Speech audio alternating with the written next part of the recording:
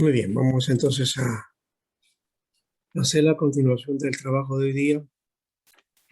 Estamos en la tercera semana, ¿verdad? Y entonces nos toca ahora el periodo de la iglesia perseguida, ¿ya? Ujú. La O siguiente semana vamos a hacer la iglesia imperial, luego la sexta semana la iglesia medieval, luego la iglesia reformada y la última semana sería la iglesia imperial. contemporánea, ¿ya? Ese es más o menos el plan que tenemos, ¿ya? De acuerdo al rol que hemos establecido para realizar el trabajo de esta oportunidad. Bien, vamos entonces a tener el tiempo de oración para dedicarnos un tiempo a trabajar y a desarrollar esta etapa, ¿ya? Vamos a hacerlo también de una manera diferente. Vamos a ver si hacemos un grupo de estudio ahora y 300. puedan practicar acá mismo, en la misma clase, ¿ya? Vamos a hacer eso para que cada uno participe también, ¿ya? Mientras vamos a ir entonces haciendo nuestro ingreso y bueno, vamos a orar. No sé. Vamos a ver. Padre Benito, te damos las gracias, Señor, por reunirnos en esta oportunidad y también, Señor, pedirte que guíes este tiempo. Sabemos, Señor, que es un tiempo difícil también, pero que nosotros esperamos, Señor, en tu milagro y tu poder, que las cosas vayan variando y cambiando y vengan mejores tiempos. Y de esa perspectiva también, Señor, poner nuestra vida en tus manos para que tú nos guardes en salud y también nos permitas, Señor, tener el tiempo de la continuidad todos, ya que de alguna u otra manera es la afectación de este virus se puede dar en cualquiera. Señor, te pedimos que tú nos guardes, Padre, y que podamos cumplir con todos los propósitos tuyos. Gracias por todo, Señor, y en el nombre de Jesús estamos aquí, Señor. Amén. Muy bien, entonces el trabajo, es decir, así lo dice, la época monárquica, ¿ya? La época monárquica que contiene la iglesia perseguida y después propiamente la época de lo que llamaríamos la iglesia imperial, ¿no? La iglesia imperial, básicamente, ¿ya? Entonces, bajo esa, bajo esa premisa, entonces tenemos acá nosotros el desarrollo de nuestro trabajo. Vamos a ir entonces a la época imperial, ¿no? Es la época monárquica que se divide en época imperial y también la época papal, o que también le llaman la, la Edad Media, ¿no? Entonces, dentro de esa perspectiva, aquí tenemos dentro del material la Iglesia Imperial, entonces desde el 313 al 476, ¿no?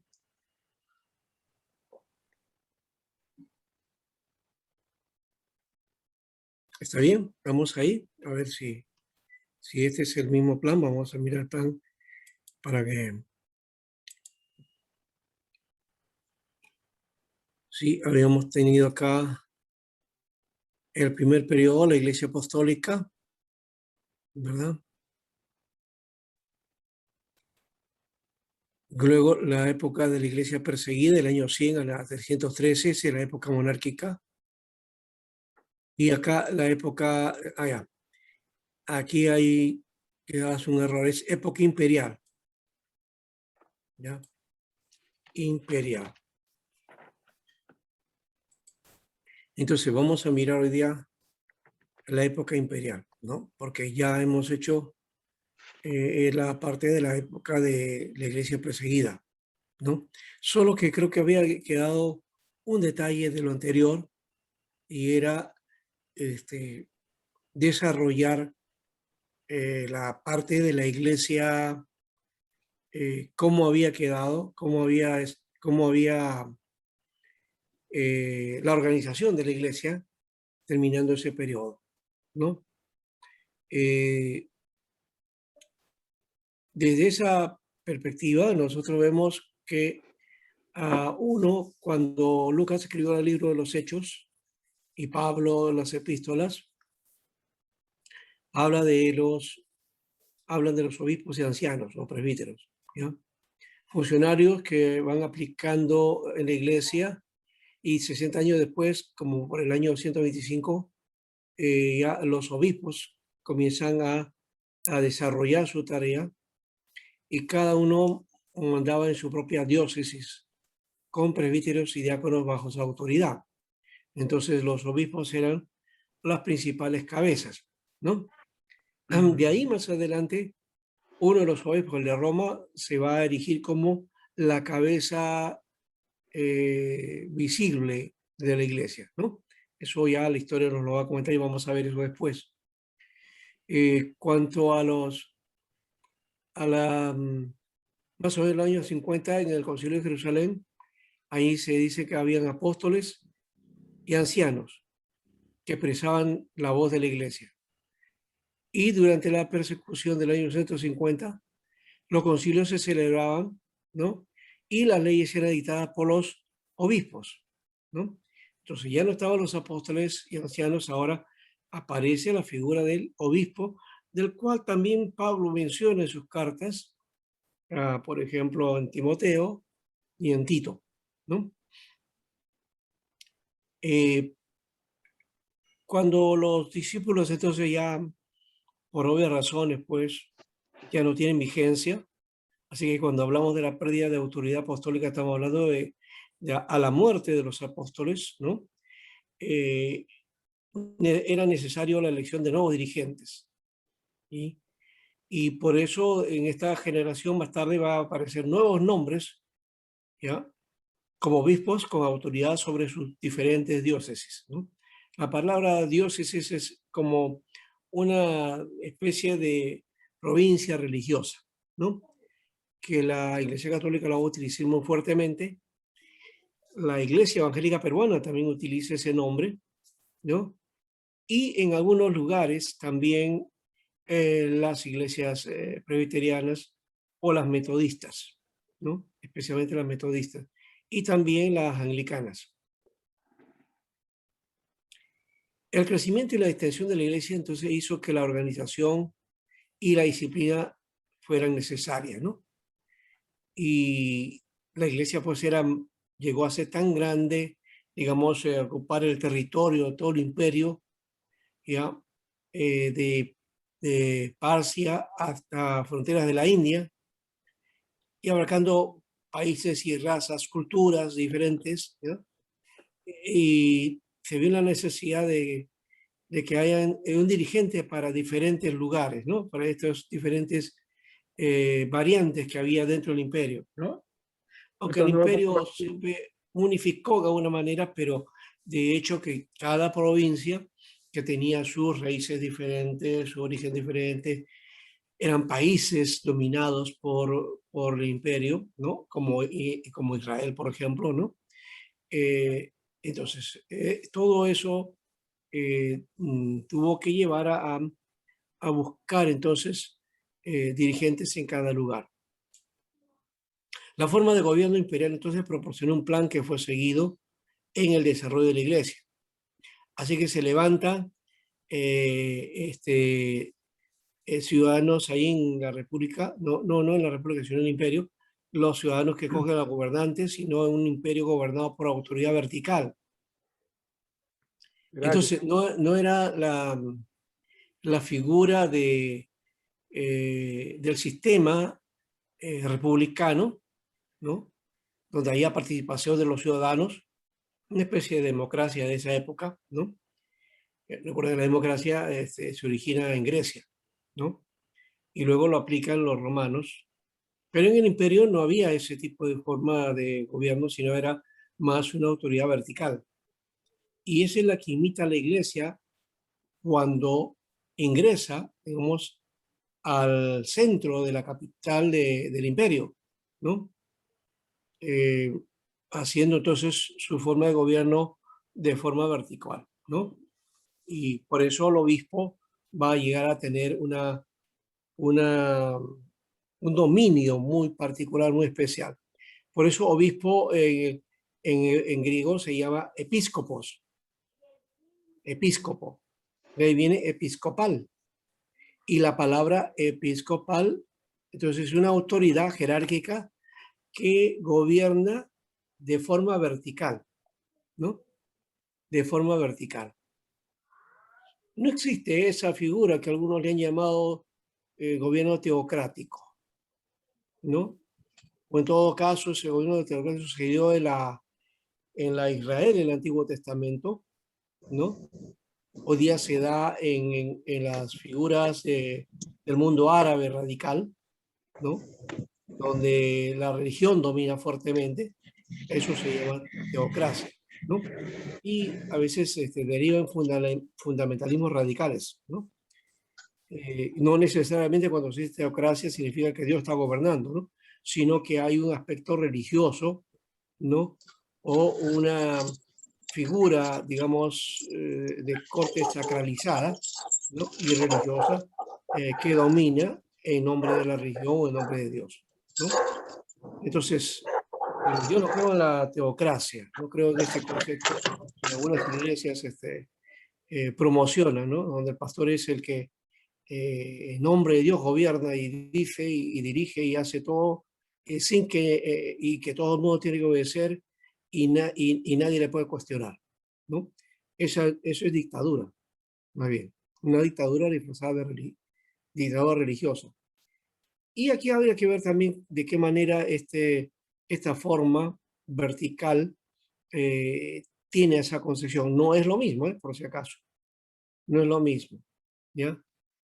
Porque la iglesia de alguna manera estaba tratando de desarrollar su tarea y poniendo autoridades que pudieran pues, desarrollar, organizar la iglesia y era necesario esto. Así que no era tan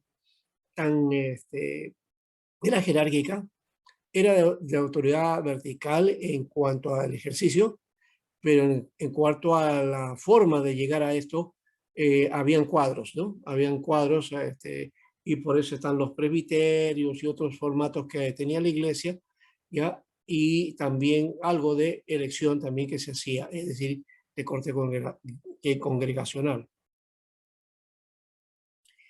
Entonces, pero en Roma ocurre algo curioso, ¿no? Ya que se necesitaba una forma de gobierno para la iglesia, surgió el gobierno autocrático, es decir, el gobierno del obispo, al cual la iglesia se sometió de voluntad, estando acostumbrada al mismo gobierno en el Estado, ¿no? Así como en el imperio había un gobernante, entonces un obispo, entonces, para cada lugar, ¿no? Recuerden que no, en Roma fue un conglomerado de alguna manera de varias naciones y de varios gobiernos, ¿no? Entonces el emperador gobernaba, ya dominaba, pero sometiendo a los demás, ¿no? Tomando dominio de los demás gobernantes de cada lugar, ¿no? Y en algunos casos también hasta desapareciéndolo, ¿no? Ahora, este, entre el 100 al 313 fue eso. Ningún obispo entonces reclamó para sí autoridad de carácter universal. Eso hay que aclararlo. Eh, Más tarde, el obispo de Roma hace ese reclamo de autoridad de carácter universal.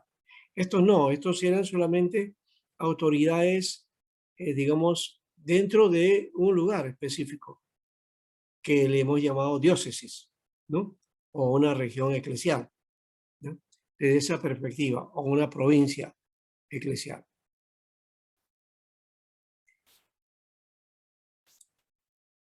Luego de eso, entonces, tenemos aquí el desarrollo de la doctrina. En la época apostólica, o sea, eso es en cuanto a la cuestión de la autoridad, ¿ya? La organización eclesiástica había necesidad de una organización, ¿no? Y poder trabajar este aspecto de una manera que podamos entonces ver algo distintivo de estructura dentro de la iglesia que le permita el caminar, ¿no? Entonces ahí hubo un modelo dentro del imperio. Eso quiere decir algo aquí, que muchas veces en las iglesias repetimos los modelos que en alguna manera son inherentes a su contexto, a su cultura, ¿no? No hay un modelo, digamos, espiritual o religioso, ¿no? Y también los funcionarios pues, van a tener su, bueno, por redundancia, su función, ¿no? De acuerdo también a las demandas y cómo establece la iglesia cada uno el significado de sus autoridades, ¿no? ¿En qué consiste? ¿No? ¿Cómo los define? Eso ya tiene que ver con cada lugar, ¿no? Por eso es que ustedes se van a dar cuenta que cada iglesia evangélica tiene su propio formato de gobierno y sus propias autoridades, ¿no? Que no siempre van a ser las mismas, ¿no? No van a tener el mismo rol o el mismo papel, ¿no? Eh, por ejemplo, en la iglesia presbiteriana, el presbítero es escogido dentro de la membresía, ¿no? Es un miembro de iglesia, ¿no? Destacado que es elegido para que sea parte del consistorio, ¿no? Bien, en Asambleas de Dios, por ejemplo, el, el presbítero no es un miembro de la iglesia, ¿no? En la Asamblea de Dios, un presbítero es un funcionario dentro de una región o dentro de un distrito y que es pastor, es ministro reconocido, ordenado. Entonces se dan cuenta que es diferente, ¿no? No es la misma aplicación, ¿no? En la iglesia anglicana y la luterana, los diáconos son funcionarios eclesiales que tienen rango de ministerio y son ordenados, igual que en la iglesia católica. Los diáconos en nuestras iglesias los sacamos de la membresía de la iglesia también, otra vez, ¿no? Y se dedican solamente a asuntos, digamos, eh, logísticos, ¿no?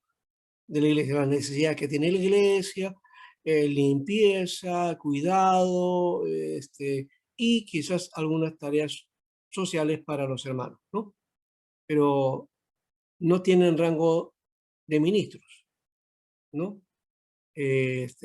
Por lo menos, en el sentido de que entendemos un ministro que es reconocido dentro de una región o dentro de un establecimiento eclesial, ¿no? Entonces, solamente son servidores locales. Entonces, se dan cuenta que son diferentes las figuras, ¿no? Las aplicaciones no son las mismas, ¿no? Entonces, entendiendo que en la iglesia de esa época, los funcionarios eran el obispo que tenía, que era, digamos, se eligió como cabeza, los presbíteros, ¿no? Ancianos, ministros, que son los pastores, y los diáconos, que también eran ministros, ¿no? Entonces, esos son los funcionarios que tenía la iglesia en esa época, ¿no? En nuestras iglesias evangélicas, los diáconos no tienen función de autoridad, ¿no? Sino de servidores, ¿no? Ya nada más. Pastor, Sí. disculpe, no lo entendí bien sobre las autoridades de las asambleas. No sé si podría darme un alcance, por favor. Ah, no, yo estaba hablando de el presbítero, ¿no?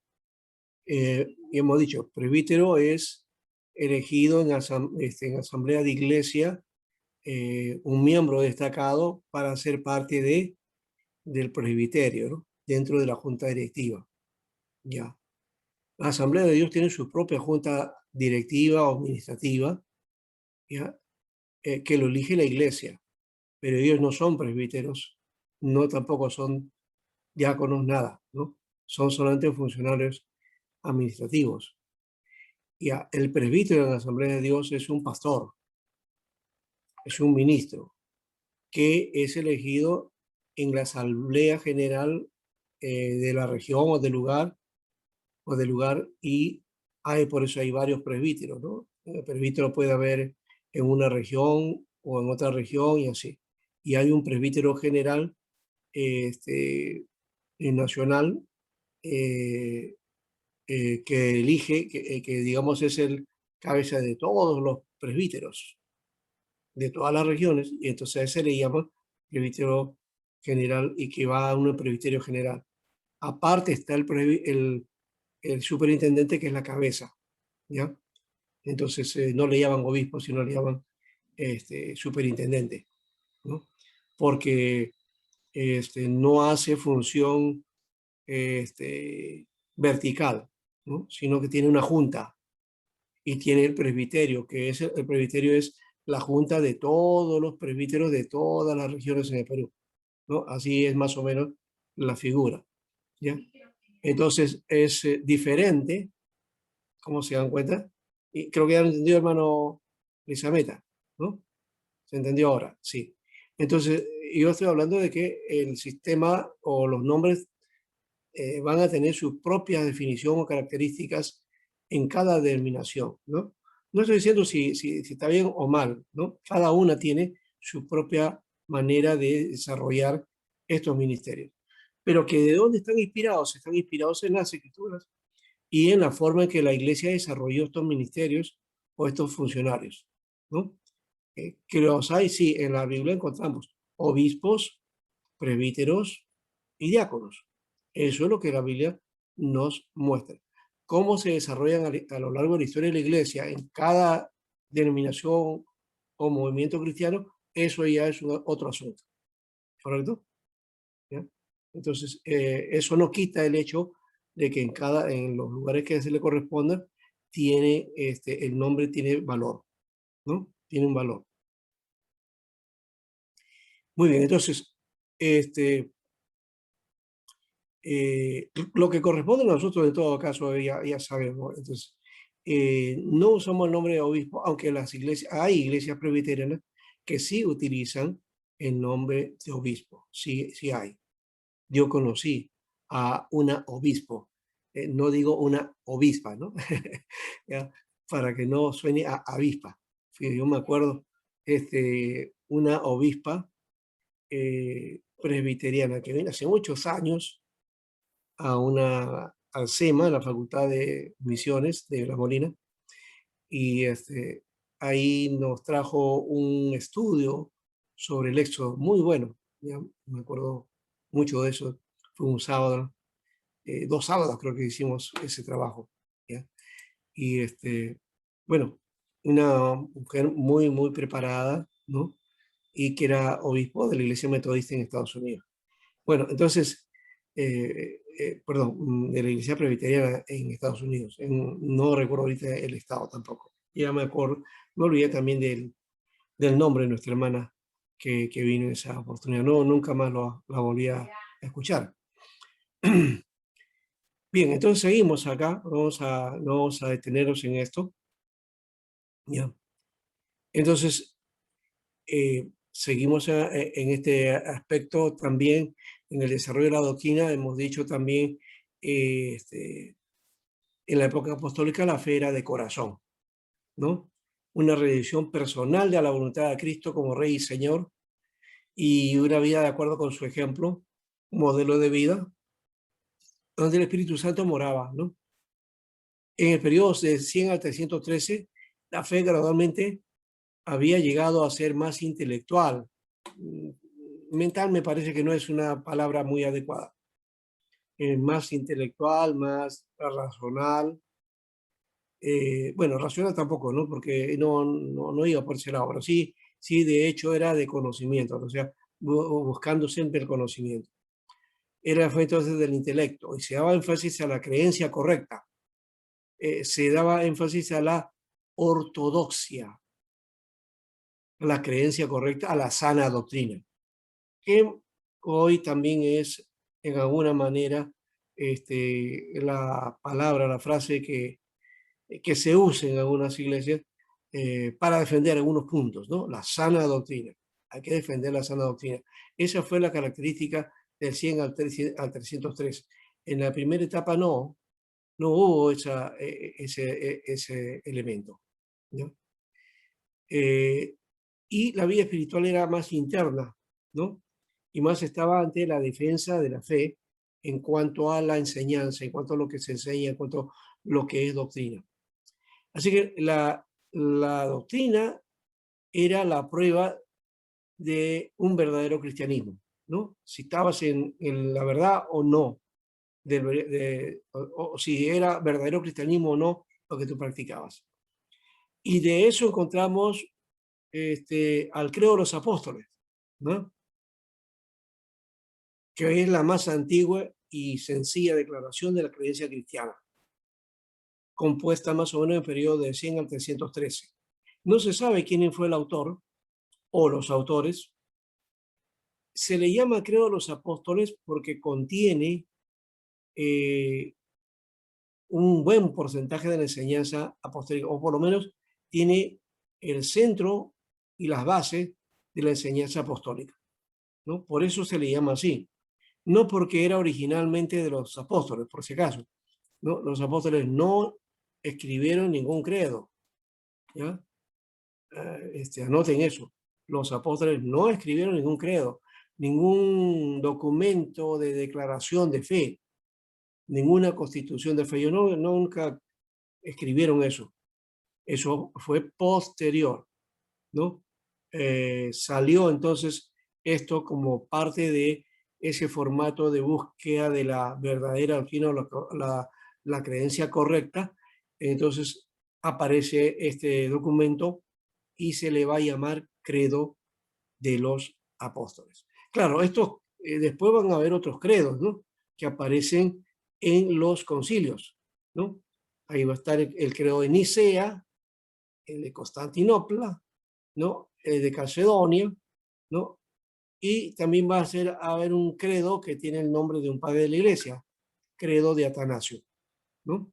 Entonces se añaden otros credos que en alguna manera redundan sobre lo mismo, sobre lo que está la base de esto, pero van a darle otro énfasis, ¿no? Unos van a hablar sobre de una forma muy, muy fuerte por la Trinidad, otros van a hablar acerca de la divinidad de Jesús, ¿no? Otros van a hablar de la firmeza de la iglesia, ¿no?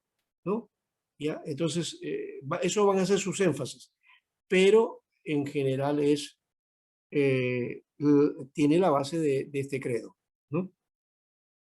También, por otro lado, surgieron tres grandes escuelas de teología. Una estuvo en Alejandría, es decir, en África. Otra estuvo en Asia Menor, ¿no? Y esta de Asia Menor estaba en Antioquía, ¿no? Antioquía no exactamente en Asia Menor, pero es la que influenció por esos lugares. Y hubo otra al norte de África, ¿no? Que posiblemente sea la del Cartago, ¿no? O algo así. Estas escuelas fueron establecidas para la instrucción de aquellos que de hogares paganos habían aceptado la fe cristiana y se desarrollaron en centros de investigación de las doctrinas de la iglesia. Entonces ya con esto nos damos cuenta que aparece otra novedad. Ya no ese cristianismo de Jerusalén unificado, todos juntos, todos un mismo pensar. Nos damos cuenta que ahorita ya la cosa va variando cuando el cristianismo va creciendo. Se desarrolla de tal manera que ya inclusive hay necesidad de encuadrar el asunto para que no se vaya por otro lado, ¿no? Y de hecho que se fue.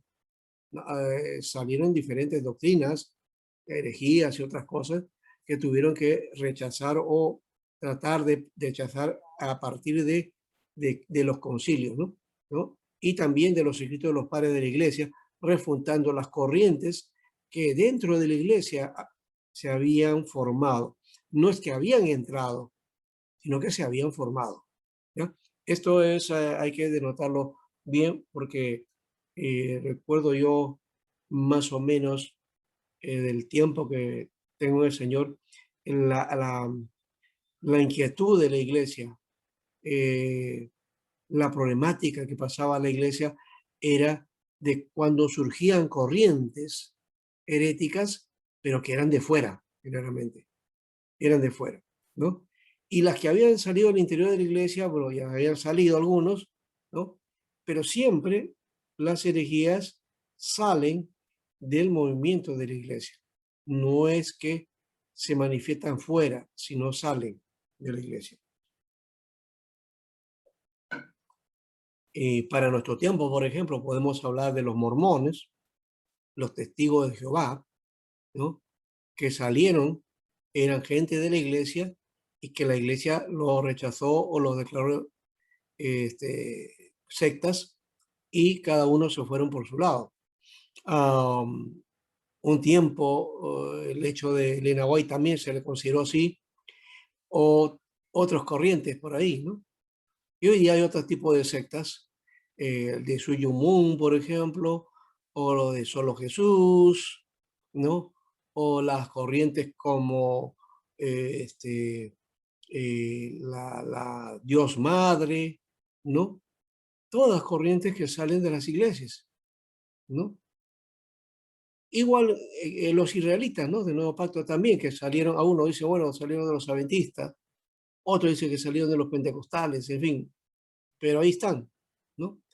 Y la otra es la de Alfa y Omega, pero que ya la Alfa y Omega no salió de la iglesia. Es así, no sale de la iglesia, pero sí hace uso de la Biblia, hace uso de ciertos elementos ahí para su propia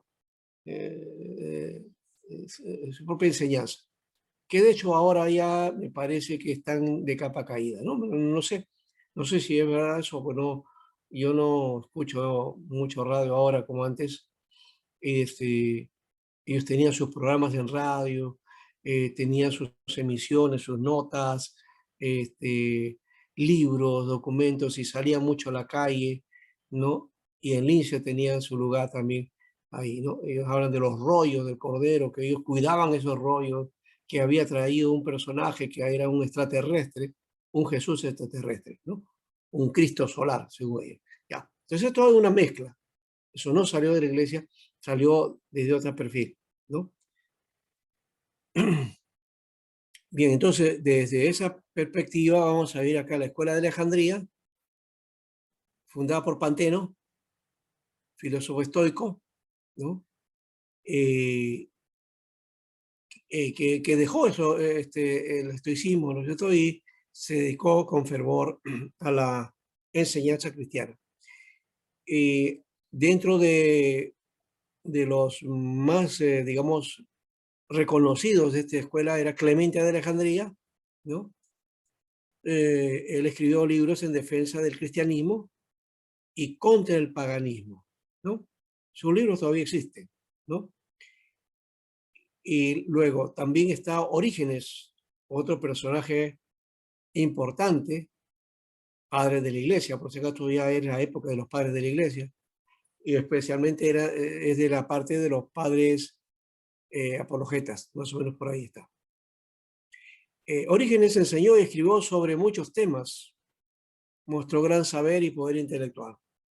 Fue el más grande de la escuela de Alejandría. Orígenes siempre se cita cada vez que hay, decía, sobre el canon, por ejemplo, sobre el canon bíblico, ahí está Orígenes, ¿no? Sobre algunos temas bíblicos, Orígenes, ¿no? Entonces, es un referente importante.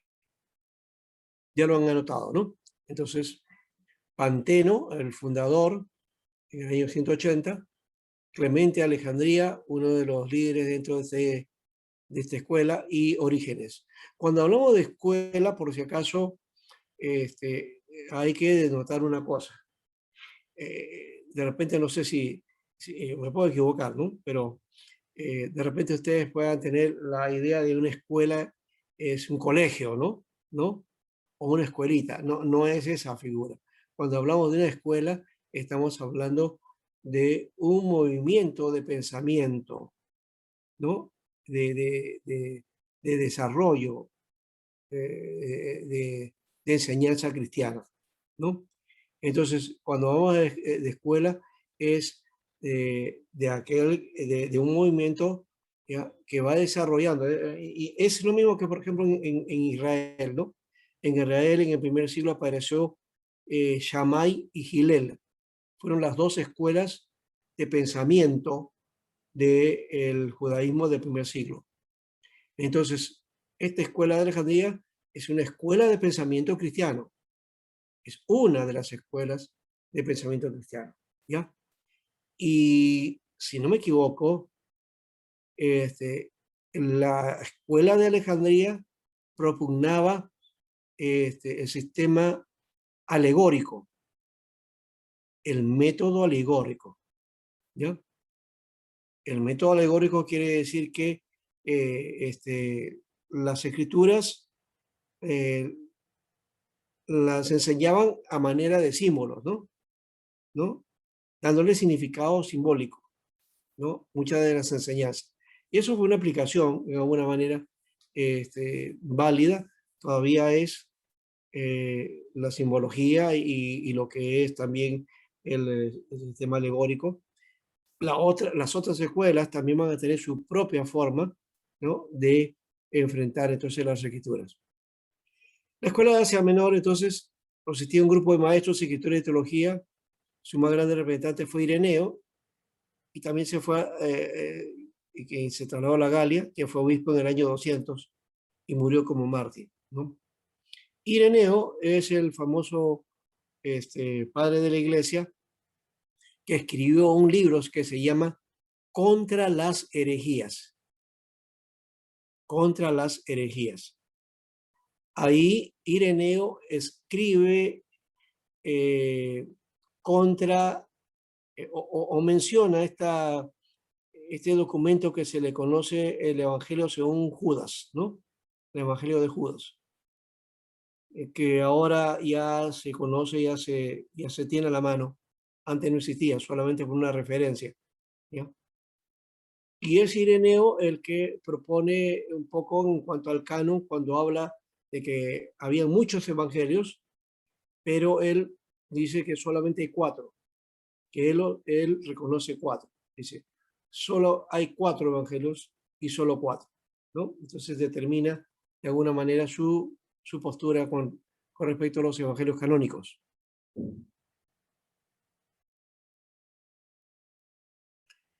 Por si acaso, esta escuela que está en Antioquía, dijimos también que es un referente de Antioquía, es la escuela de lo que se conoce como el método literalista.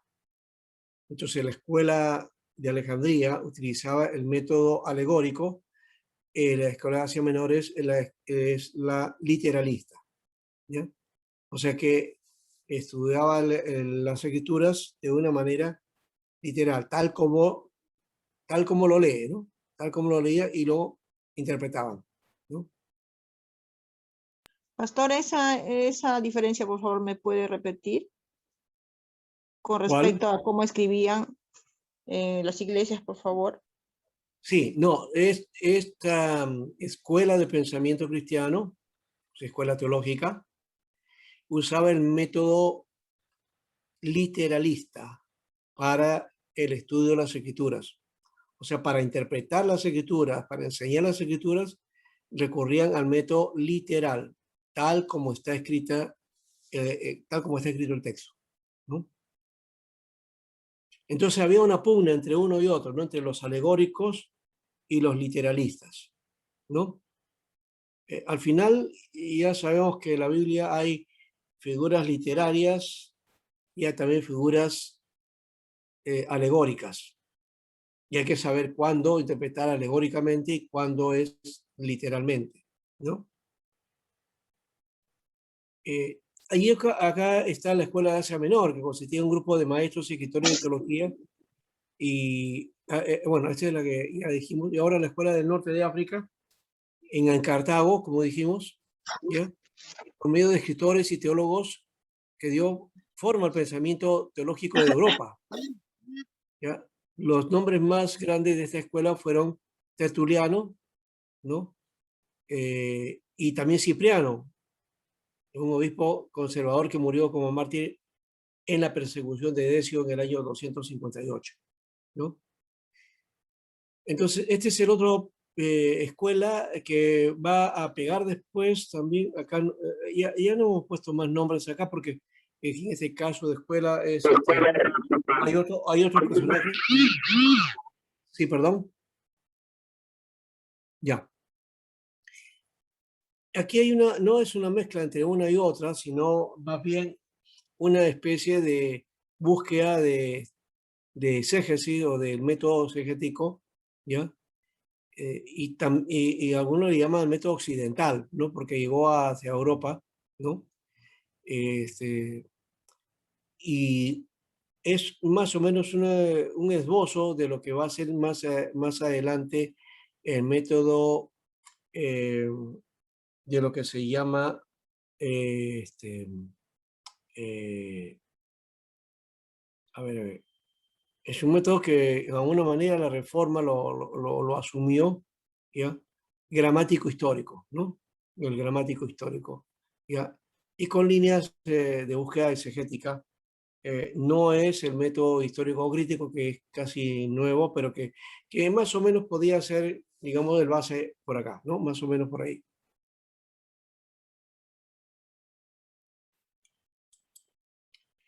Se desarrollaron, recuerden, también varias herejías. Esto es, no es estamos hablando no del año del siempre arriba, pero todavía estamos, está en intermedio, o sea, ya estamos pasando y estamos por el año 100, ¿no? El imperial es del 313 y eso lo vamos a ver después. Esto es lo que había quedado. Así que yo les voy a dejar para que ustedes hagan en un grupo, en el material que yo les he mandado a ustedes, ahí vamos a hacer entonces las divisiones correspondientes. Van, cada uno estudia en su grupo, hacen el análisis, volvemos y luego dan un informe de lo que han realizado. En cuanto a estas herejías, estaba la de los ebionitas. Esto es antes, recuerden, antes de la época imperial, ¿no? Antes. Los ebionitas, palabra hebrea que significa pobre, cristianos judíos que insistían en que las leyes y costumbres judaicas debían ser observadas, y por eso ellos rechazaban a Pablo, los escritos de Pablo, porque lo veían contrario al mover judío, ¿no? Ya que Pablo reconocía a los gentiles como cristianos, ¿no? Y para los judíos había una forma estricta, ¿no? De entrar. Para ellos, para ser cristianos, primero tienen que hacerse judíos, esa era la propuesta.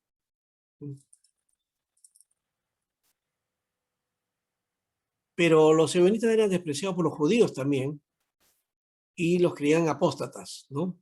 Porque esto era una especie de cristianos, ¿no es cierto?, de origen judío, que aplicaban costumbres judías.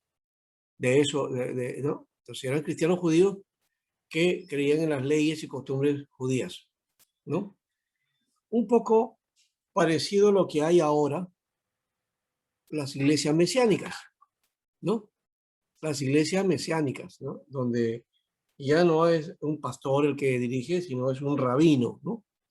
Y celebran las fiestas judías, se visten al estilo judío, cantan canciones judías, ¿no? ¿Ya? También hacen el rito de la circuncisión, ¿no? Entonces, planean todos los elementos, ¿no? Como si fueran judíos, pero son de origen gentil, ¿no? no tiene nada de judío. Y algunos se dicen que son judíos y se hacen judíos. Eso ya sería proselitismo, en todo caso, de gentiles, ¿no? A menos que alguno por ahí tenga un linaje judío, ¿no? Y como estamos aquí en Perú, en Latinoamérica, y como decían en el virreinato, el que no tiene de inga, tiene de mandinga, ¿no? Entonces, somos los mestizos, pues, ¿no? Somos de diferentes tendencias, ¿no es cierto? Nuestras sangres están mezcladas y cruzadas, y por ahí debe haber también sangre judía de repente también, ¿no? Eso no sabemos. Había que buscar el árbol genealógico, ¿no? Bien. Ellos disminuyeron entonces en el siglo II, ¿no? Los gnósticos, o gnósticos también, estos aparecen ya muchos del 100 al 300, ¿no?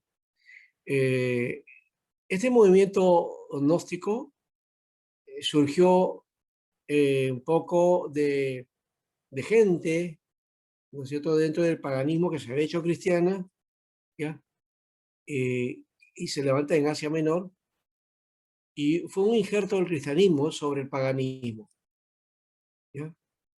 Eso era una tendencia cristiana, pero con cortes paganos. Y ahora, ¿a qué cosa es eso de corte pagano? Porque nosotros tenemos un concepto de pagano que no es el correcto, también de paso, ¿no? Dice, por ejemplo, alguien que no es creyente, dice, ese es un pagano, ¿ya? Pero ¿qué cosa es un pagano? Porque toma, fuma, va a fiesta. No, eso no es un pagano. Eso no lo hace pagano. El pagano, en la Biblia, o por lo menos en esa época, pagano venía de las culturas, ¿no es cierto?, paganas, que tenían sus propios dioses y que daban culto a sus dioses, que especialmente pedían cultos a la fertilidad, ¿no? Ese era un establecimiento específico y que estaba ligado a la tierra, ¿ya? Entonces, a la energía de la tierra y otras cosas más. Eso es, entonces, el paganismo de aquella época. Ese paganismo desapareció, ¿no? Ese paganismo desapareció, ¿no? Hoy día hay un resurgir de paganismo que se le llama neopaganismo, que tiene mezcla de mística oriental, ¿ya? Con algunos elementos, digamos, de panteísmo, ¿no? Que no eran básicamente la tendencia de este paganismo de esa época, ¿ya? Entonces hay que diferenciar entre el paganismo de ese tiempo y de los cristianos, que después asumen algunos conceptos paganos de aquel tiempo con respecto a un pagano de esta época, ¿ya? Entonces, esa es una diferencia.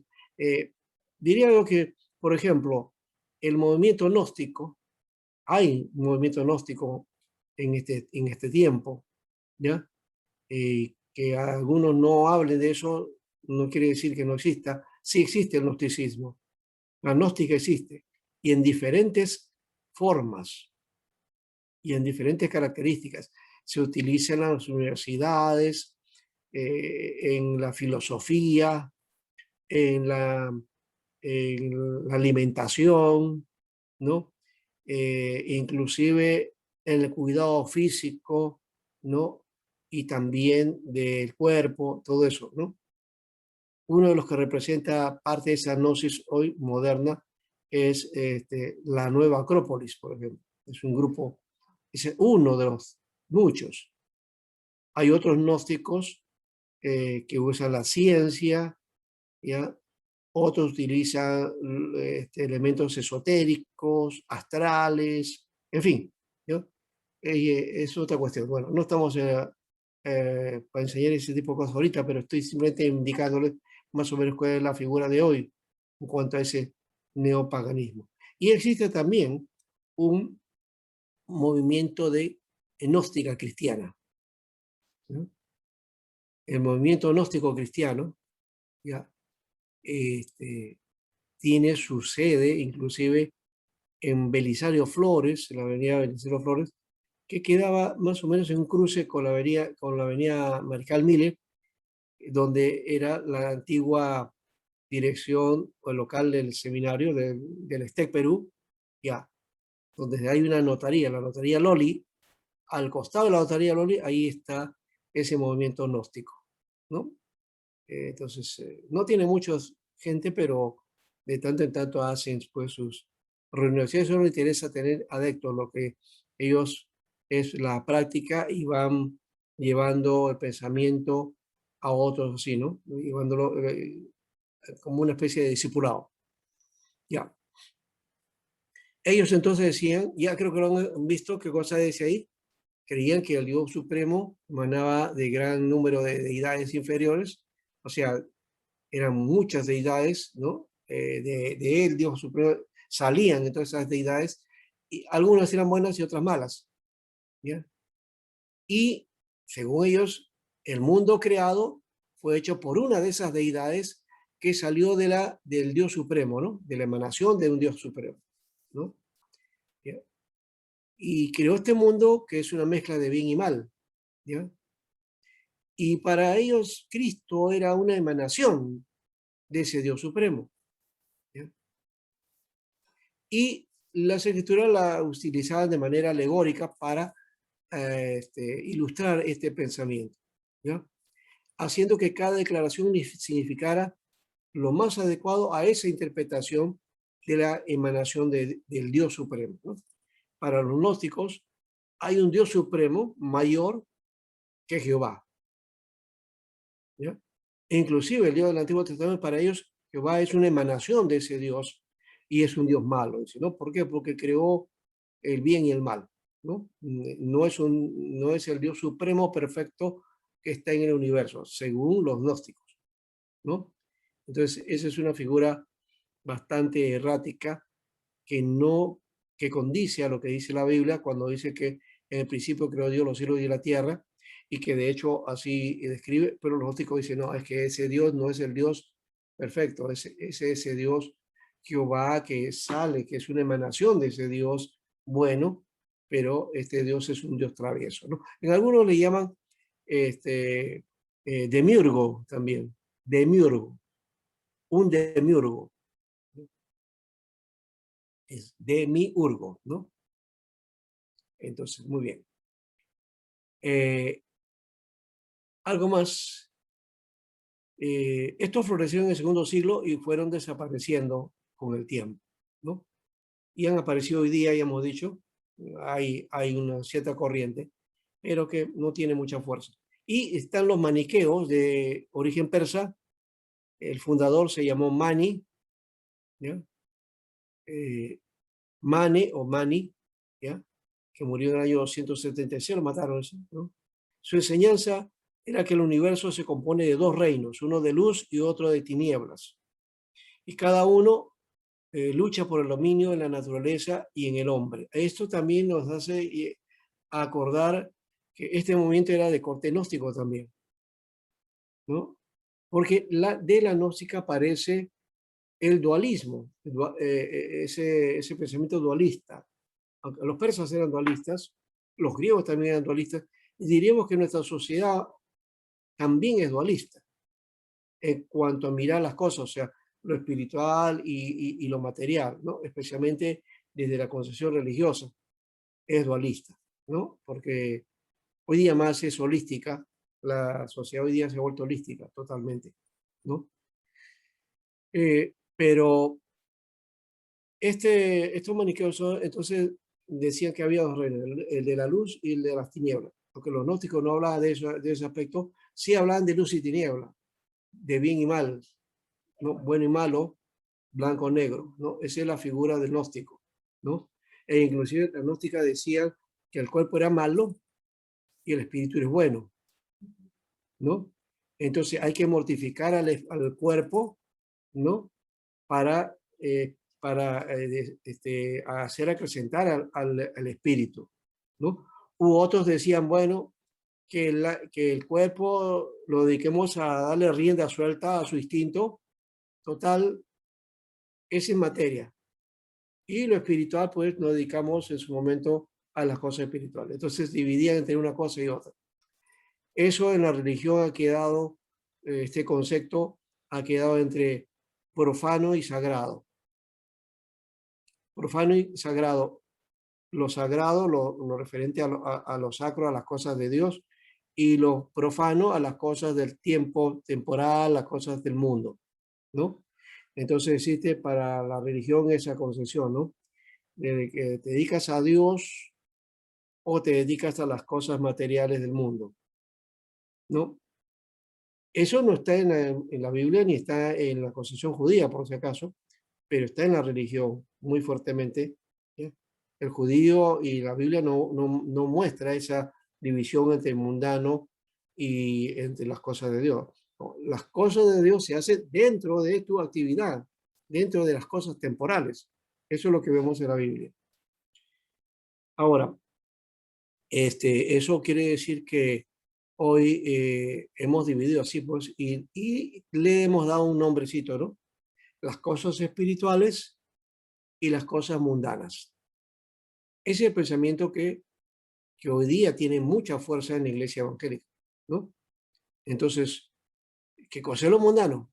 Trabajar, dedicarte a tu familia, estudiar, te estás dedicando a las cosas del mundo, ¿no? Cuando eso no son cosas del mundo, son cosas de la vida que nos corresponde a los seres humanos, ¿no? Lo mundano o pecaminoso son los deseos malos. Eso sí es mundano, eso sí es malo. Lo mundano, si le damos un concepto negativo, digamos, ¿no? Porque mundano también es las cosas del mundo que corresponden a lo temporal, ¿no? Entonces, la Biblia más bien te dice, todo lo que te venga a la mano, hazlo porque es el tiempo del hombre, dice, ¿no? O sea, que aquí en esta tierra, lo que hagamos, hagámoslo porque Dios nos da la libertad, dice, ¿no? Y está hablando de las cosas positivas y buenas que puedan construirte y que puedan ayudar a otros también. De eso, a eso se refiere, ¿no? No está diciendo, pues, lo que tú quieras y tus deseos, ¿no es cierto? Y tu pensamiento malo. No, la Biblia no está hablando de ese aspecto, ¿no? Eso es otra cuestión. Eso más bien viene de Yapa en todo caso, ¿no?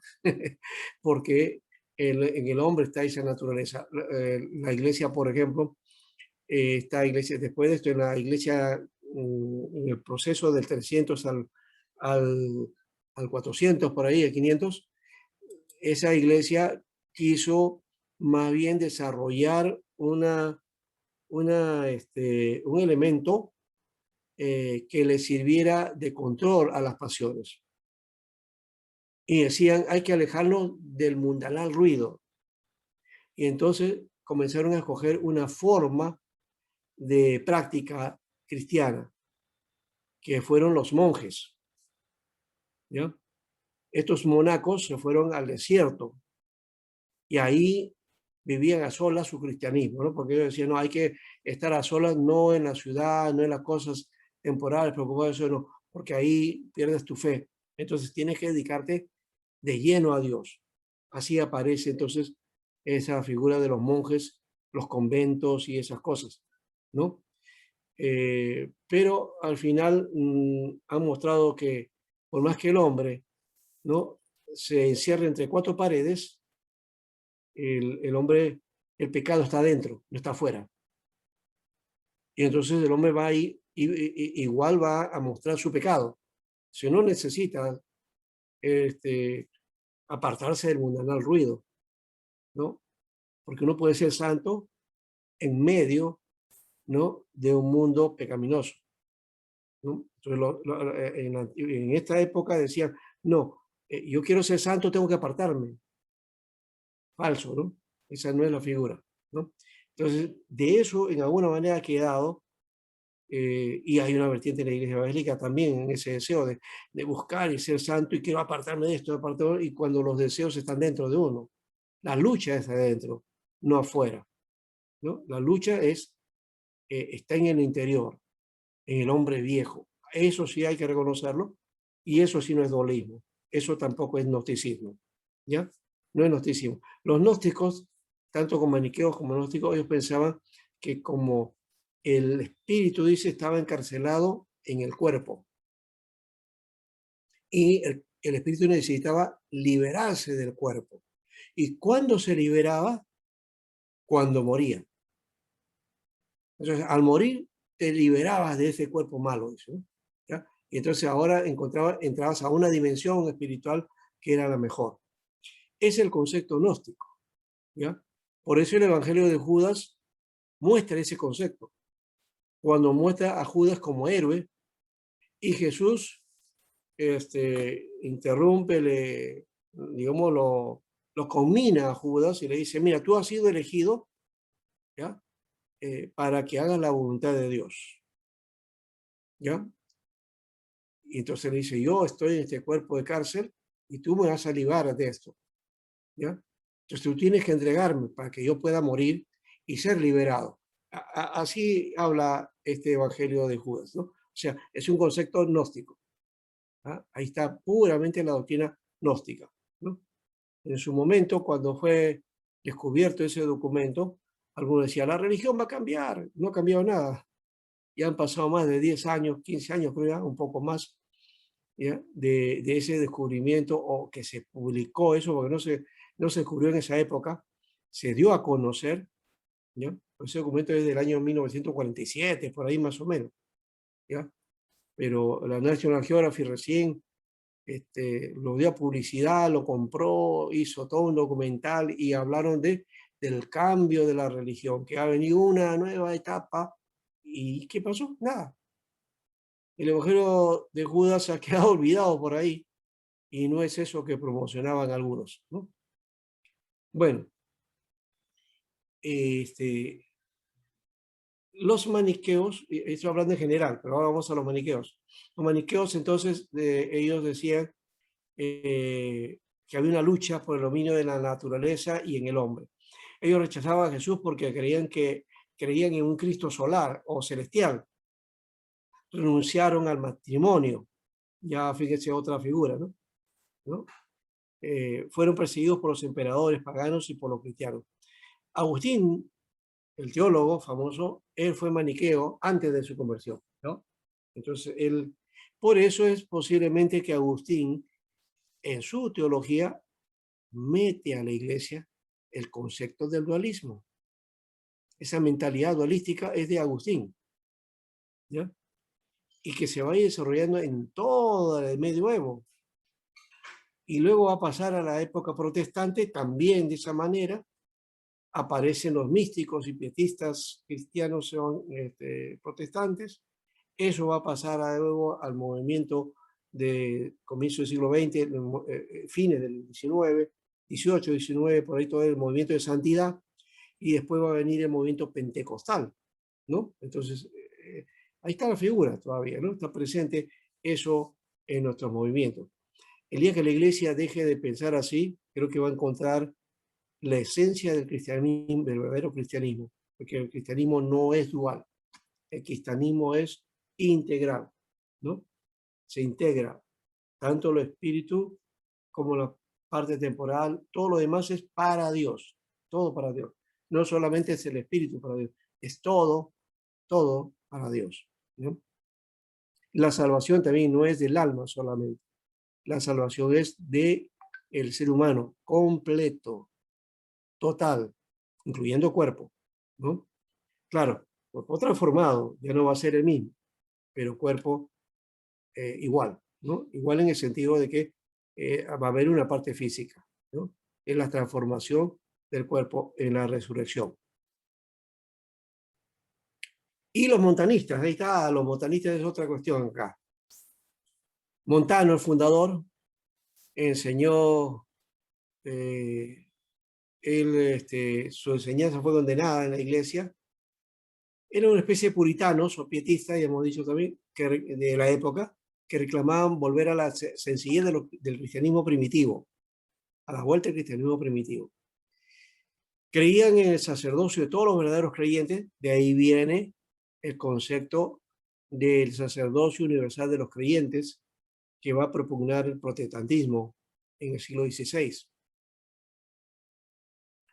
Y no creían en las órdenes del ministerio, ¿ya? Y observaban una disciplina estricta en la iglesia. Consideraban los dones de profecía como privilegio de los discípulos y tenían profetas y profetisas entre sus miembros, ¿no? O sea, eso era, digamos, una especie de movimiento pentecostal de la época, ¿no?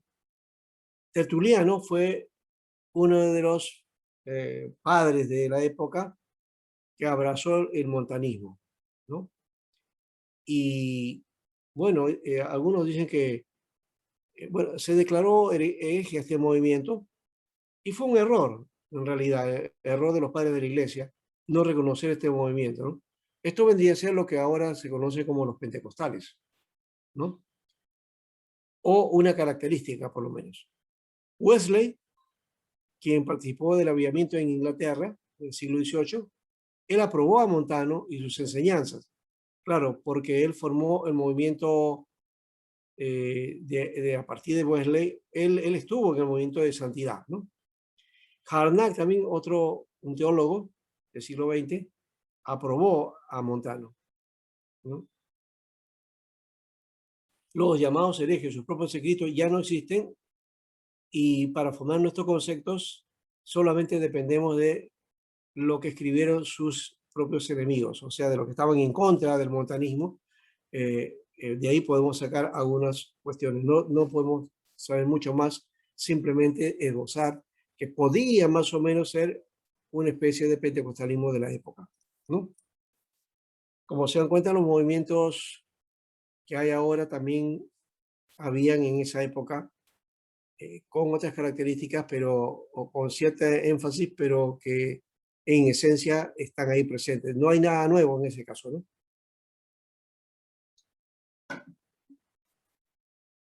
Muy bien. Ahora sí, con toda esa cuestión, la iglesia entonces fue una iglesia purificada, una iglesia unificada y una iglesia organizada. ¿No? La persecución hizo que la iglesia hubiera gente que hacía la profesión de fe de manera sincera, ¿no? Y los de corazón apocado abandonaban la iglesia y los que eran dispuestos a seguir eran fieles hasta la muerte, ¿ya? Y aún con la persecución, ¿no? Ellos seguían. Por otro lado, era una iglesia de enseñanza unificada, millones de personas en muchos países, muchas culturas, muchos idiomas, pero tenían una misma fe, a pesar de las sectas y cismas del cristianismo del imperio y de las tierras vecinas, ¿no? Por otro lado, era una iglesia organizada. En el siglo III Roma ya estaba en todas partes, ¿no? En Roma, que estaba en todas partes, ¿no? Con César como su divinidad, la iglesia estaba con obispos que sostenían las riendas del gobierno.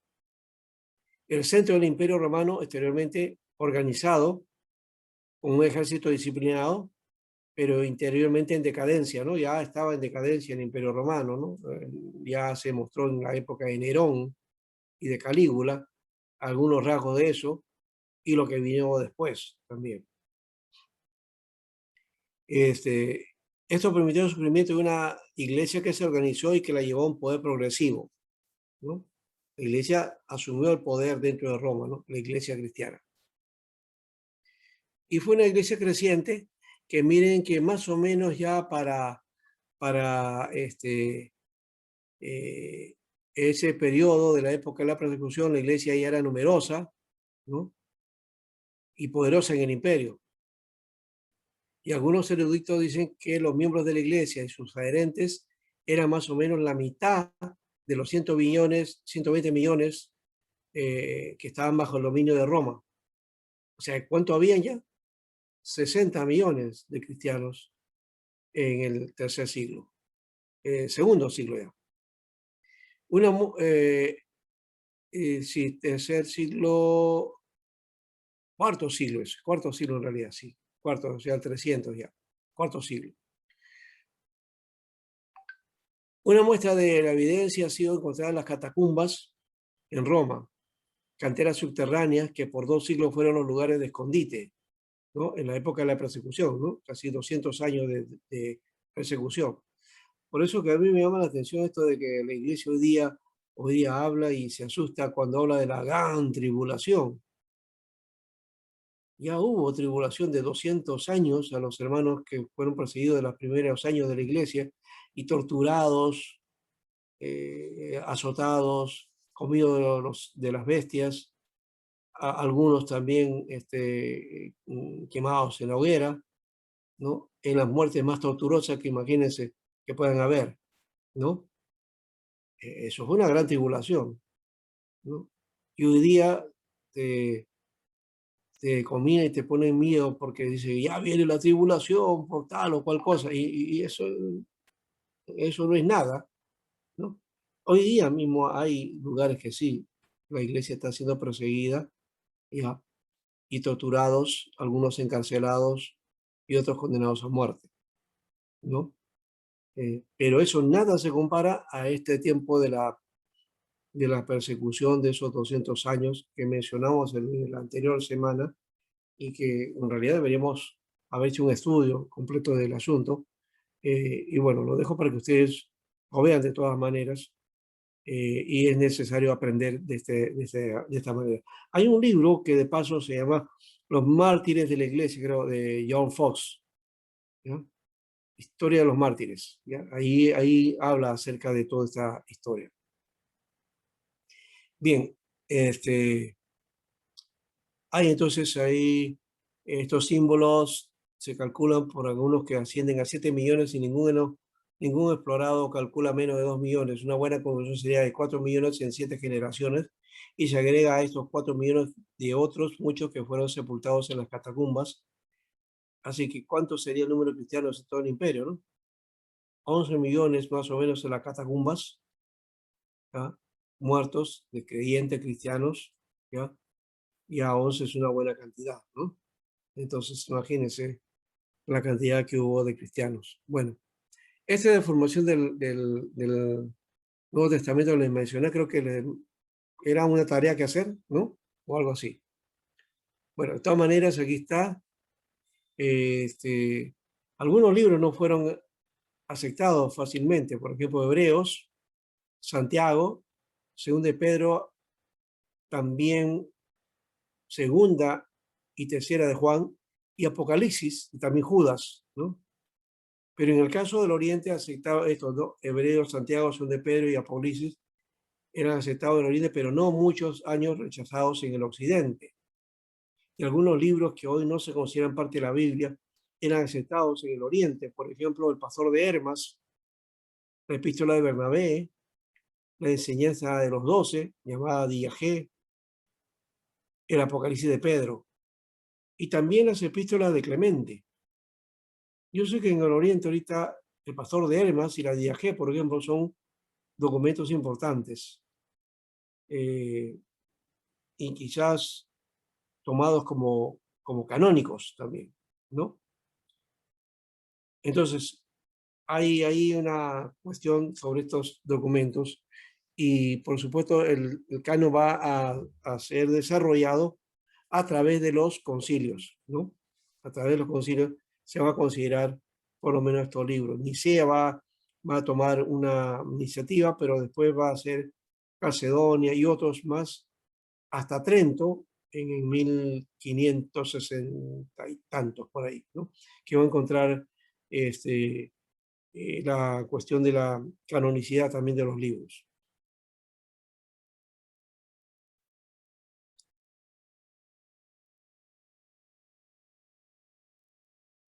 Otra de las cosas que debemos tener en cuenta también es esta figura de la patrística. Ya estamos entrando a esa época de los padres de la iglesia, ¿no? Y aquí Pastor, están... discúlpame. Pastor, ¿nos puede volver a explicar con respecto a antes de esta pantalla, por favor, con respecto a lo de los libros canónicos, o el canon del Nuevo Testamento? Sí, por favor, Sí. porque hay una parte donde más o menos les voy entendiendo que van a agregar otros libros. Sí, no, lo que pasa es que de los 27 libros que nosotros tenemos, ya eso se fue considerado. De hecho que sí, así fue, pero no todos fueron considerados en su momento, ¿ya? Claro, esos son los libros deuterocanónicos que ya los tenemos No me juristos. está refiriendo al Antiguo Aparte, Testamento, sino al Nuevo, al Nuevo al Testamento. Nuevo, sí. Ah, En ya. el Nuevo hubo varios libros que no fueron considerados en su primer momento. Y dentro de ellos está Hebreos, Santiago, Segunda de Pedro y Apocalipsis para la iglesia en el Oriente. Además se añade ya. ahí Segunda y Tercera de Juan y Judas, los Claro. llamadas cartas católicas o cartas universales, ¿no? Ujú. Entonces, esto fue otro proceso en los concilios de la iglesia, se fueron desarrollando y más adelante entran dentro del canon, ¿ya? Y Ah, son ya, pero que llamados sigue entrando. canónicos, Ah, ¿ya? ya. Solamente ¿Ya? eso. Sí, Me sí. estaba confundiendo Lo que entonces. pasa es que algunas iglesias, las del Oriente, no aceptaban, hasta ahora tienen un problema con Santiago, por ejemplo, Ah, ¿ya? mm. Eh, y entran la Didaqué Pero y de el todas Pastor de maneras Hermas. entró, claro, Sí, porque tenemos eso sí, Santiago en el en el Oriente Nuevo Testamento. son reconocidos. Y no me Ah, acuerdo ya. si Clemente, la epístola de Clemente a los romanos, también es Ujú. otra carta, también me parece. Clemente ha escrito varios libros también, varias epístolas, ¿ya? Entonces, ahí hay una cuestión que es particularmente de ellos, que como no tenemos mucho la historia, entonces lo dejamos para ahí, lo dejamos Aló. ahí, ¿ya? En cambio, lo que corresponde a nosotros, eso es lo que trabajamos, ¿no? Claro, Entonces, pastor. los 27 libros al final están considerados de forma general en todo el cristianismo, ¿ya? Claro. Excepto, hemos dicho, en la ortodoxia, que tiene su particularidad con respecto a eso. Eso no quiere decir que estos libros no estén en las Biblias, están ahí. No Ujú. tengo una Biblia ortodoxa, me gustaría tenerla.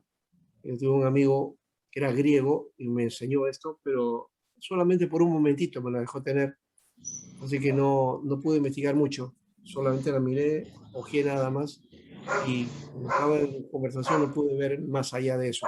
Pero si me hubiera prestado para ver, ahí hubiera visto en detalle alguna de estas cosas. Algún día ojalá que Claro, Dios pastor, permita. porque mira, ahí nunca habíamos, al menos yo no supe nunca que hubo un apocalipsis de Pedro, Ah, no,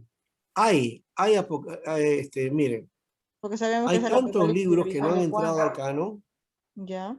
hay muchos evangelios, hay muchas epístolas y hay muchos apocalipsis. No solamente está el apocalipsis de Pedro, está el apocalipsis de Moisés inclusive, ¿ya? Hay Mm. una serie de documentos que ahora se conocen como, en algunos casos, apócrifos y otros como libros, digamos, de enseñanza cristiana que son buenos. Por ejemplo, el caso de la Didaqué, que le hemos dicho, o el Pastor de Hermas, o las epístolas de Bernabé, o las epístolas de Clemente. Eso son por lo menos documentos, sí son cristianos, no son apócrifos, pero no son canónicos, Claro, ¿ya? posiblemente de No que son no son apócrifos, o sea, tan, no contienen ninguna no tienen cosa, tanta más bien enseñanza, bueno, apoyan a la enseñanza cristiana, sí, claro, ¿ya? ya Por eso no pasó, le podemos decir que son apócrifos. Apócrifo es el de Judas, claro, aunque el libro de Judas quizás sí tiene autores original, pero es apócrifo en el sentido de que tiene enseñanza que no es correcta, ¿ya? ujú, O la Apocalipsis de Pedro, o este, el Evangelio de Tomás, gnóstico, por ejemplo, o el Evangelio de árabe de la niñez, ¿no? O el Evangelio de Magdalena, de María Magdalena, ¿no? En fin, hay una serie de evangelios y que no son los únicos, bueno, los cuatro, que decía Ireneo. Cuatro son canónicos. Bueno, ahí nomás lo dejo, porque esto en realidad es para todo un curso, ¿no? Es para claro, todo un pues, curso hacer el canon, ¿no? Yo he dado importante, eso ya hace pero un año, importante, no, el año pasado lo hice, a comienzo de pandemia, hice un curso sobre el canon de la Biblia. Hice en 8 semanas 4 sesiones del Antiguo Testamento para el canon del Antiguo Testamento y 4 sesiones para el Nuevo Testamento, ¿no? Entonces, ese es un documento que tengo por ahí. No recuerdo, creo que lastimosamente esos videos no los tengo, no los guardé, así que no sé por dónde se quedaron. pero ojalá que si en algún momento podamos volver a hacer ese enseñanza, lo hacemos, ¿no? Pastor, una pregunta. Dos preguntas. En el Apocalipsis, digamos, de Moisés o Pedro, ¿habla relativamente también al fin de los tiempos? Y otra, en esa Biblia ortodoxa que usted dice, ¿están considerados esos libros o solamente es por el idioma? No, el Apocalipsis de Pedro no está considerado dentro de la ortodoxia griega, no está, ¿ya? Estos documentos existen, hay una serie, ya hemos dicho, inclusive yo he bajado algunos de estos libros, porque los tengo, no sé si les puedo mostrar si quieren, ustedes solamente así a grandes rasgos, Mándanos, pastor, en PDF. a ver si tengo Pero, acá pero mi... pastor, ¿lo recomienda leer? Ah, ¿Los recomienda leer? claro, claro que se puede leer, todo libro se debe de leer, eso no significa que no lo podamos utilizar, sí se puede. El asunto está en que uno tiene que tener la madurez suficiente, por supuesto, ¿no? ¿No? Claro, para tener Entender, porque si no, conocimiento que existen, pero que no claro, debe, no debe, si claro, uno es, no como, debe como interferir en dice nuestra ahí, vida espiritual. no hay que ser un neófito. Si uno no conoce mucho, se puede maravillar por ese tipo de cosas y irse por otra tendencia. Eso no es muy bueno, ¿no? Entonces, cuando uno ya tiene una capacidad para entender eso, ya, libros apócrifos del Nuevo Testamento, acá tengo todo. ¿Ve? No sé si ustedes ven por ahí, y si se ve algo, dice Apocalipsis de Pablo, gnóstico. Apocalipsis de Pedro, gnóstico. Otro Apocalipsis de Pedro, que no es gnóstico. Apócrifo del Evangelio de Judas. Carta de Léntulo a Octavio. Carta de Pilato a César. Carta de Pilato a Herodes. Carta de Poncio Pilato a Tiberio. Carta de Cristo a Agaro. Después, el Evangelio árabe de la infancia. El Evangelio armenio de la infancia. El Evangelio de Amonio. El Evangelio de Bernabé. El Evangelio de Judas. El Evangelio de la muerte de Pilato, el Evangelio de la Natividad de María, el Evangelio de la Natividad el Evangelio de la venganza de Salvador, el Evangelio de la verdad, el Evangelio de los egipcios, el Evangelio de María Magdalena, el Evangelio de Nicodemo, de San Pedro, de Tomás, el Evangelio de Tasiano, el Evangelio de Valentino Pisti Sofía, el Evangelio de Pseudo Mateo, el Evangelio gnóstico de Tomás. Bueno, mire, existe un Evangelio gnóstico y hay otro Evangelio de Tomás. Tomás. Evangelio según Felipe, Evangelio según los Hebreos, el otro Evangelio de Santiago, Epístola a los Licenses, Evangelio de Judas, Evangelio de Pedro y los 12, Historia de árabe de José el Carpintero, Historia de la infancia de Jesús, según Santo Tomás, la hija de Pedro, la infancia admirable de la Santísima Madre de Dios, las cartas de Agaro, sentencia de Pilatos, sentencia atribuida a Jesús, tercera carta a los Corintios, tradición de Pilato, varios evangelios apócrifos. ¿Se dan cuenta? Hay una infinidad. Estos son algunos que pueden encontrar por ahí. Ya no sé si existirá esa página, pero yo me di el trabajo de uno por uno ir bajándolo. Uno por uno fui bajándolo. Me costó bastante. Interesante su carpeta, ¿Ya? pastor. Sí, Interesante. pero hay una serie de cosas ahí. Claro, bastante por conocer, pastor. Son libros apócrifos que no conocían. Bueno, si se dan cuenta, entonces, esta época es rica en ese aspecto, pero uno tiene que aprender, pues, bueno, yo los tengo ahora en castellano, ¿no? ¿Ya? No los tengo en griego, originalmente no los tengo. Por ahí tengo algunos, y eso, mire, aparte son los escritos de los padres de la iglesia, ¿no? Que también yo tengo aquí, de paso, que me lo está escribiendo, cuando deje escribir me dice, ya. Pero a ver si podemos terminar. Bien, estamos, de verdad, nosotros estamos en la etapa, eh,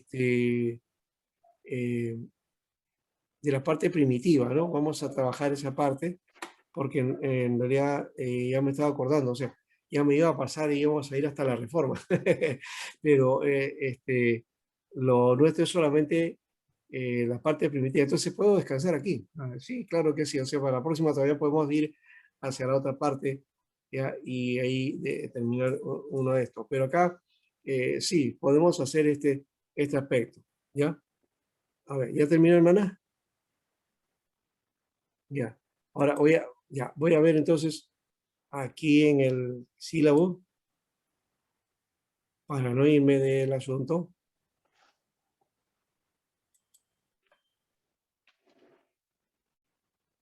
Ya. Entonces, la iglesia primitiva lo tengo hasta la iglesia imperial. Sí. Entonces, estamos viendo la iglesia perseguida de 100 a 313. Estamos terminando esta parte. Y entonces, la época imperial es la que vamos a desarrollar recién, ¿no? Entonces, estaríamos hoy día, a ver, hemos empezado nosotros el 3 de mayo, ¿no es cierto? ¿Cierto? Sí. 3 de mayo, ¿no? Sí, tres. Ya, entonces estamos en la tercera. Esta es la época imperial, claro. Ya, pero está bien, podemos jugar en ese aspecto hasta la época imperial. Ya, está bien. Y la época papal, más o menos, que va a ser esta parte que le decimos, son 2 semanas, a ver, segunda época, esta es la segunda de una semana, estas serían 2 semanas, las podemos hacer en una y esta es también en 2. Bueno, eso ya podemos variar en parte. Entonces, dependiendo también de la necesidad dentro de nosotros, o sea, cuánto necesitamos conocer. Voy a enseñarles aquí, ya que he establecido esto, esos son los libros por ejemplo, del Nuevo Testamento, pero vamos a ver también la patrística. En esto solamente tengo así libros de los padres de la iglesia y está en general y lo he agrupado y entonces ahí aparecen todos. Ahí está la doctrina de los 12, ¿ya? Y acá viene el pastor de Hermas también, ¿ven?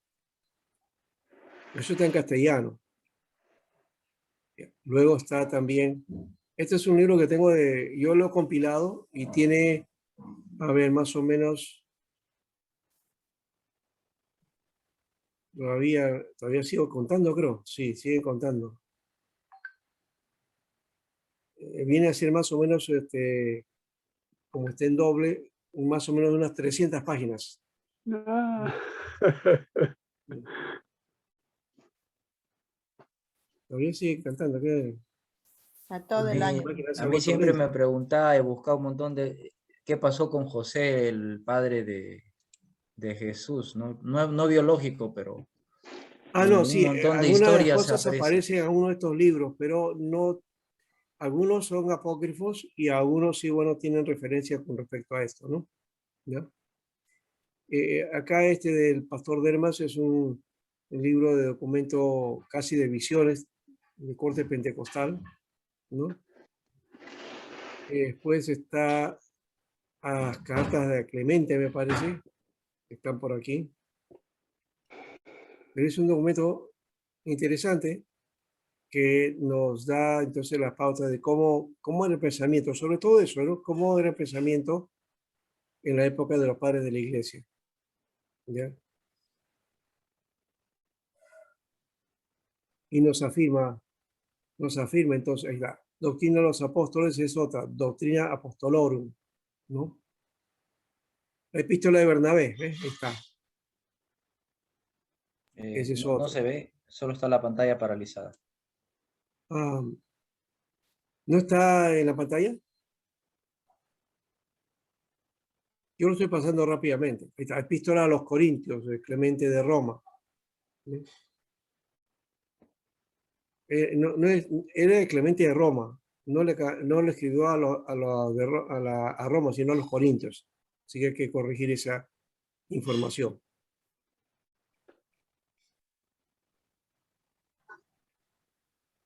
Antigua Homilía, es un libro de predicación. Pastor, no se ve en la pantalla. Ya, esto lo tenía acá. No sé si lo ven. En todo caso lo borro de nuevo. Aquí está. Ese es el que estaba viendo. ¿Se ve ahora? Epístola de Ignacio a los Efesios. Son Sí, 7 sí, sí, epístolas. A los magnesios,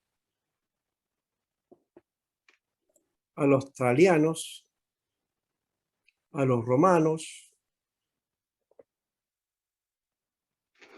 a los filipenses.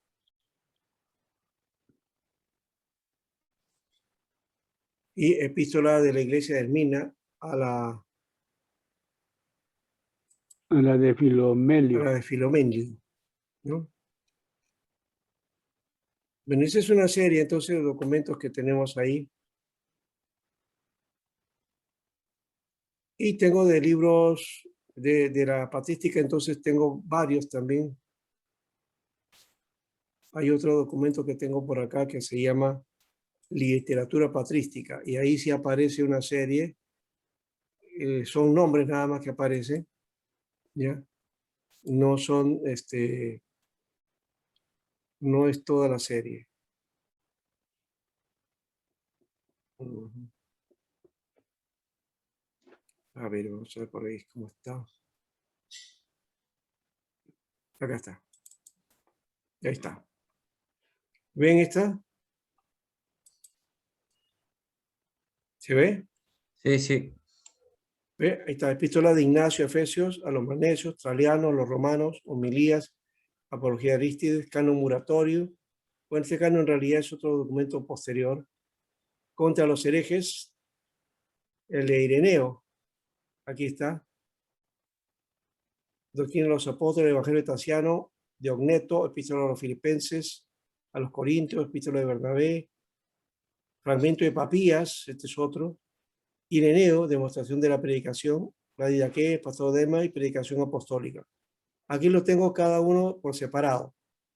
En el otro está, lo he tratado de juntar y he hecho un todo, ¿no? Por eso que son más de 300 páginas. ¿Ya? De este, quizás el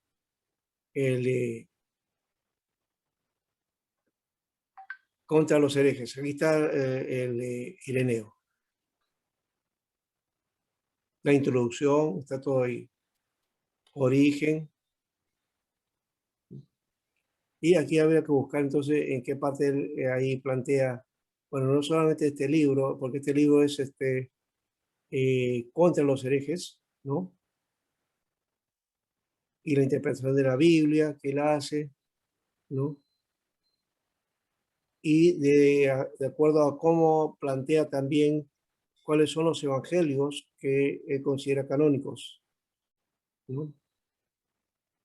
Entonces aquí hay varias cuestiones de enseñanza muy buenas. Por ejemplo, acá habla del pleroma, de la plenitud de Dios. También habla aquí sobre la cuestión de los eones, ¿no? También eso, ya les mencioné ese eón, ¿no? Eón o esa emanación de Dios, un eón que hizo el mundo, según los gnósticos, ¿no? ¿Ya? Y acá hay algo de eso que va respondiendo a esa situación, ¿no?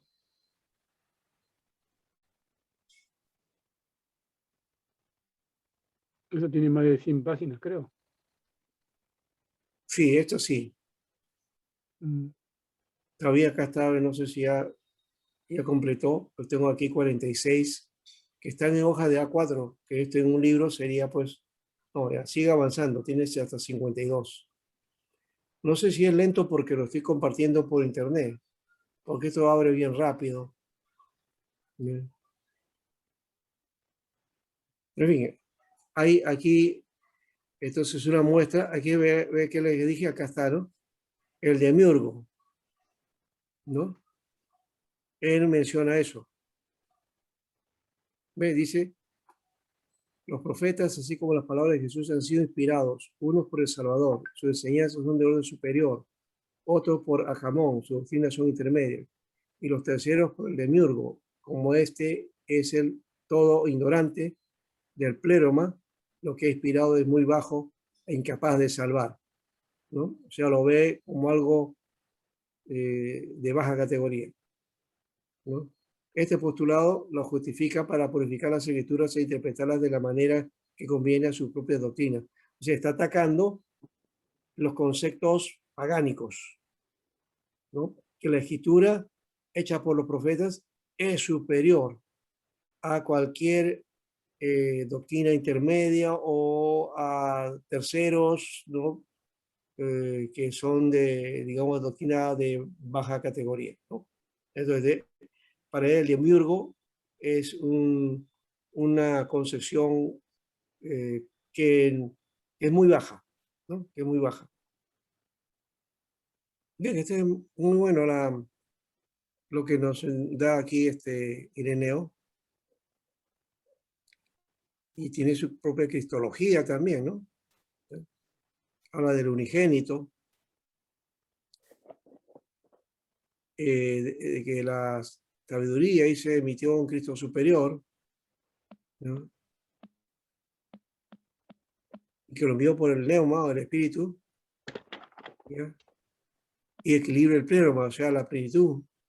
En fin, está hablando de una manera doctrinal, pero con concepciones filosóficas para enfrentar entonces esa concepción que había dentro de estas enseñanzas pagánicas, ¿no? O herejes, ¿ya? Entonces usa esas categorías para enfrentar esa situación, ¿ya? Entonces cuando uno lee a Ireneo, podría, si no conoce mucho las categorías, va a pensar que, uy, eso es un hereje. No, está respondiendo más bien a las herejías, ¿ya? Entonces hay que tener mucho cuidado para leer ese tipo de cosas también, ¿ves? Por eso le decía, es bueno, si hay que leerla, pero cuando uno conoce, cuando hay algo que de peso, de fundamento, que va a servir para que uno no se desvíe, ¿no? Entonces, porque estamos hablando de cosas que no son fáciles de digerir. Oye, vamos a tener un descanso, me parece.